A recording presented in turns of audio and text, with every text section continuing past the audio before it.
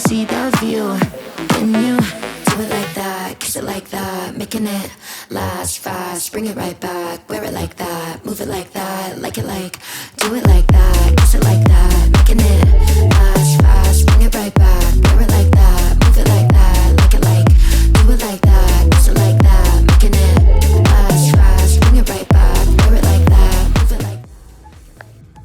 Good morning, this is Dr. Moein. Today we just completed a mommy makeover on a lovely lady who's 70 years old who came to me and she was very unhappy about her breast ptosis and her tummy sagging.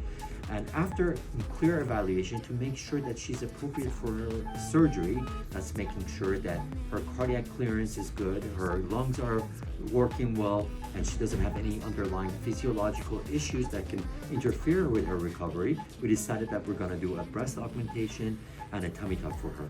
She has gone through the operation wonderfully, and she's now at the end of the operation. You can see how beautiful her breast and her tummy look. She truly looks like she's in her 20s or 30s. Thank you for joining us. Do it like that, kiss it like that, making it last fast.